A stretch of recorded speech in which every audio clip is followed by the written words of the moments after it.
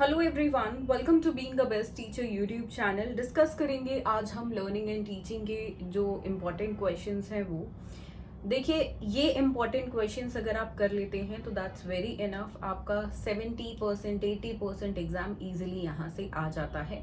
बहुत सारे स्टूडेंट्स को कंफ्यूजन रहता है कि कितने क्वेश्चंस यहाँ से मिल जाएंगे कितने नहीं। तो देखिए लगभग सारे क्वेश्चंस मिल जाते हैं। एंड इस बार तो यूनिवर्सिटी ने एग्जेम्पशन दिया हुआ है, आप कोई भी 4 क्वेश्चन कर सकते हैं और एक जो कंपलसरी क्वेश्चन नंबर 1 होता है वो आपको करना है। तो यहाँ पे इजीली आपको वो 4 क्वेश्चन, उनसे ज्यादा ही बल्कि यहाँ से मिल जाएंगे। तो सिर्फ ये क्वेश्चंस कर लेते हैं तो इनफ है, ना किसी बुक की जरूरत है आपको और ना और किसी मटेरियल की नोट्स वगैरह, सिर्फ ये क्वेश्चंस कर लीजिए। इन सभी क्वेश्चन का देखिए सॉल्व्ड पीडीएफ मैं आपको डिस्क्रिप्शन में दे रही हूँ। इंग्लिश मीडियम स्टूडेंट्स के लिए अलग है, हिंदी मीडियम के लिए अलग है। तो आप अपना मीडियम देखें और उसी हिसाब से उसको डाउनलोड करें। डिस्कस कर लेते हैं important questions. So first question is define teaching. How is teaching different from instruction, training and indoctrination. देखिए डिफाइन टीचिंग का क्वेश्चन आता है और साथ में एक से पूछता है कि टीचिंग बताओ इंडोक्ट्रिनेशन से अलग कैसे है, या ट्रेनिंग से अलग कैसे है, या इंस्ट्रक्शन से अलग कैसे है।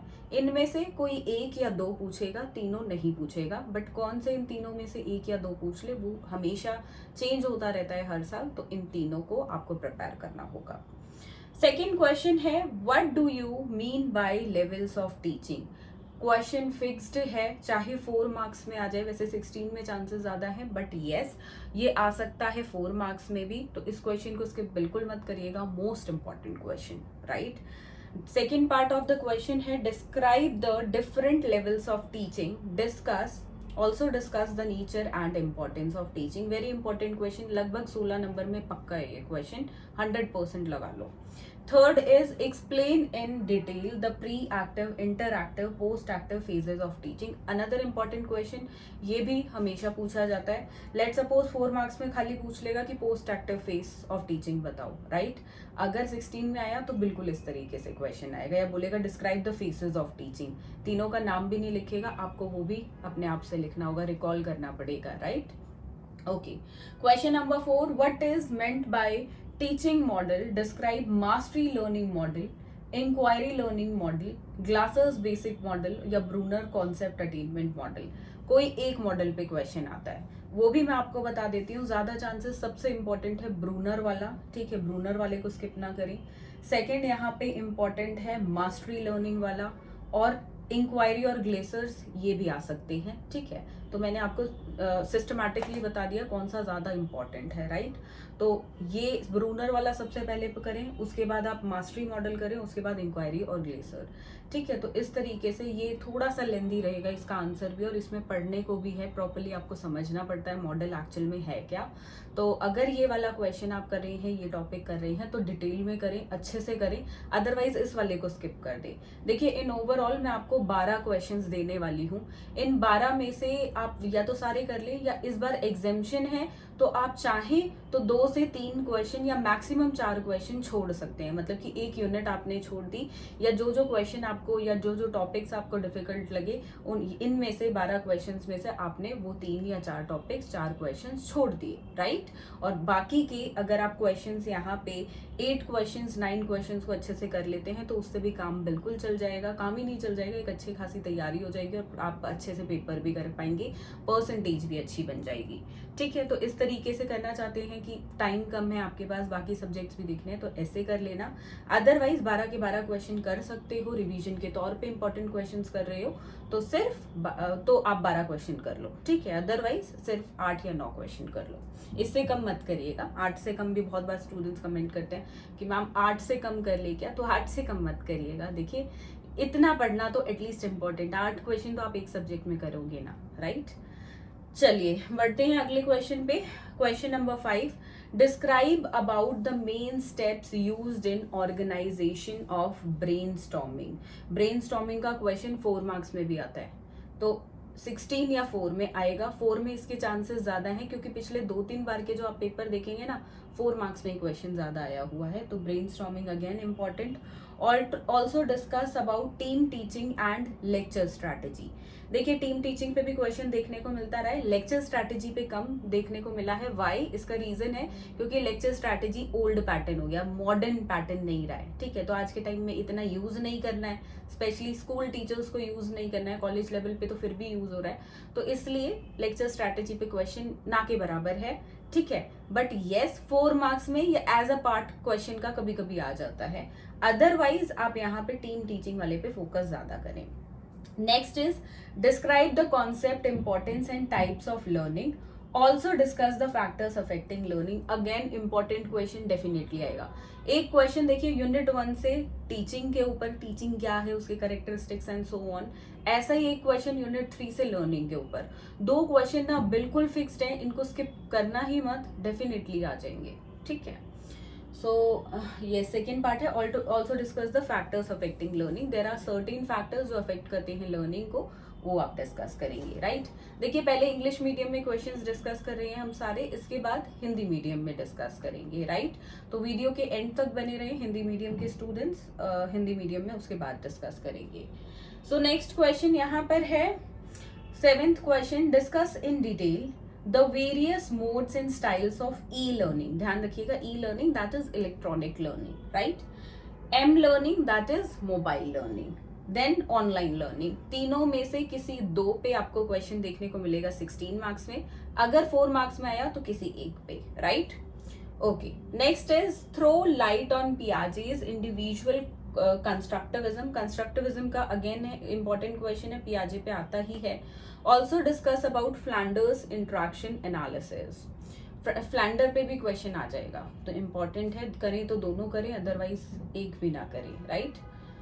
Next is what is meant bye evaluation, describe it's need and importance. देखिए अब 9 to 12 जितने भी क्वेश्चन है ना, सबसे इजी है ये। यूनिट 4 सबसे इजी यूनिट है।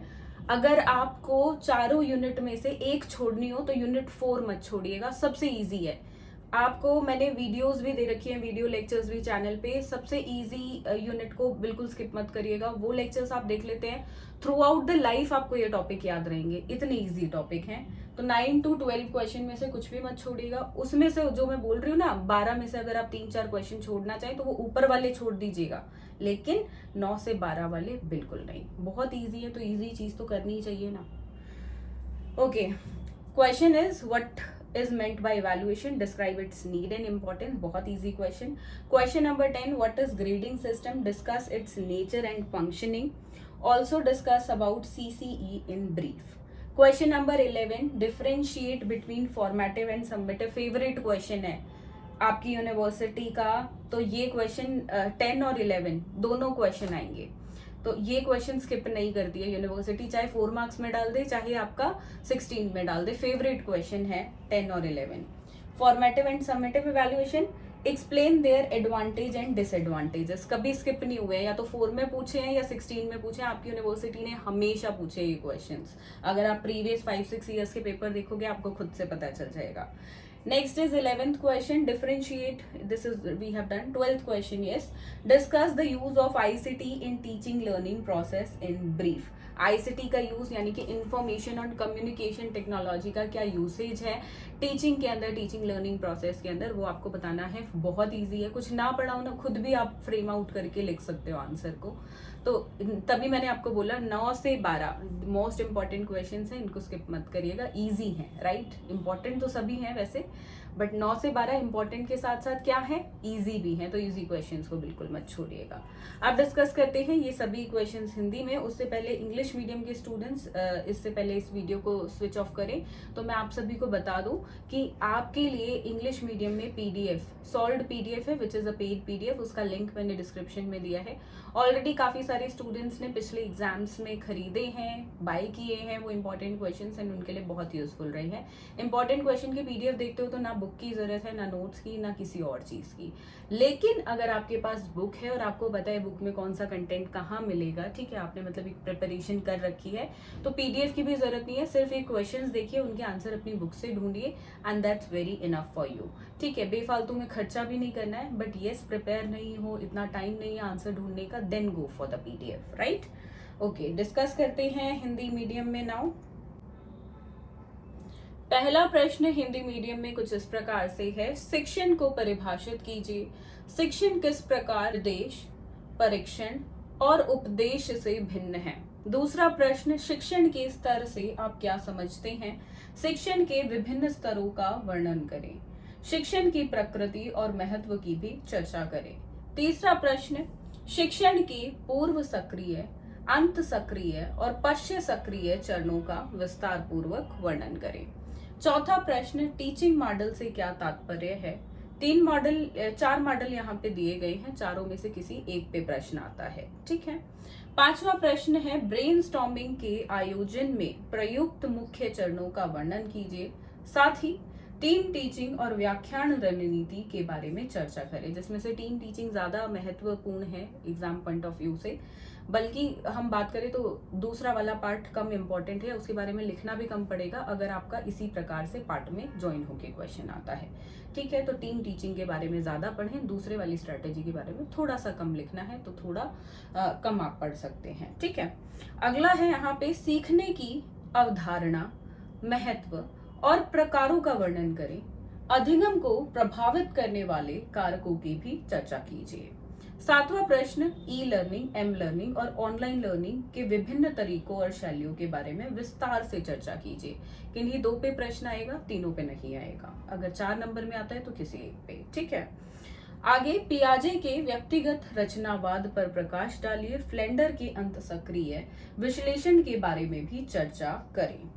अगला प्रश्न है, मूल्यांकन से क्या तात्पर्य है? इसकी आवश्यकताएं एवं महत्व का वर्णन कीजिए। 9 से 12 प्रश्न काफी आसान है, तो स्किप बिल्कुल ना करें, ठीक है। 9 से 12 प्रश्न, 9, 10, 11, 12 बहुत आसान है और बहुत जरूरी भी है, यूनिट 4 से हैं। अगला प्रश्न 10वां है, ग्रेडिंग सिस्टम क्या है? इसकी प्रवृत्ति एवं कार्य प्रणाली पर चर्चा करें। सीसीई के बारे में भी संक्षेप में लिखिए। फेवरेट क्वेश्चन आपकी यूनिवर्सिटी का रहा है पिछले ईयर्स के, अगर आप पेपर देखते हैं। 11th क्वेश्चन भी फेवरेट रहा है। रचनात्मक और योग्यात्मक मूल्यांकन के बीच अंतर बताइए, या पूछ लेता है डिस्क्राइब करिए, दोनों का अंतर नहीं पूछेगा तो डिस्क्राइब करने को बोल देगा, ठीक है। उनके फायदे या नुकसान भी बताइए। 12वां प्रश्न, शिक्षण अधिगम प्रक्रिया में आईसीटी के उपयोग को संक्षेप में चर्चा कीजिए, संक्षेप में लिखिए। तो इस प्रकार से ये 12 क्वेश्चन यहाँ पे आपके सब्जेक्ट अधिगम एवं शिक्षण यानी कि लर्निंग एंड टीचिंग सब्जेक्ट से बनते हैं, ठीक है। तो इन क्वेश्चंस को अगर आप कर लेते हैं तो that's very enough. Hindi medium का भी पीडीएफ का लिंक मैंने डिस्क्रिप्शन में दे दिया है, चाहे तो डाउनलोड कर लें। अगर कोई बुक है और ऑलरेडी पढ़ा हुआ है तो बुक से भी आपको ये सारे क्वेश्चंस के आंसर मिल जाएंगे, थोड़ा सा आपको ढूंढना पड़ेगा, तो वो चीज़ भी आप कर सकते हैं। तो इस वीडियो के लिए सिर्फ इतना ही। मिलेंगे बहुत जल्द एक नए सब्जेक्ट के इंपॉर्टेंट क्वेश्चंस के साथ। डेफिनेटली जितने भी पेडागोजी के सब्जेक्ट्स हैं उन सब की प्रिपरेशन हम करेंगे। आपका पेडागोजी सब्जेक्ट कौन सा है मुझे डिस्क्रिप्शन बॉक्स में लिखकर बताएं, ताकि सबसे पहले हम उसी पेडागोजी सब्जेक्ट के इंपॉर्टेंट क्वेश्चन डिस्कस करें। इस वीडियो के लिए सिर्फ इतना ही। मिलेंगे बहुत जल्द एक नई वीडियो में, तब तक के लिए ध्यान रखिए अपना, ध्यान रखिए अपनों का। धन्यवाद। जय हिंद।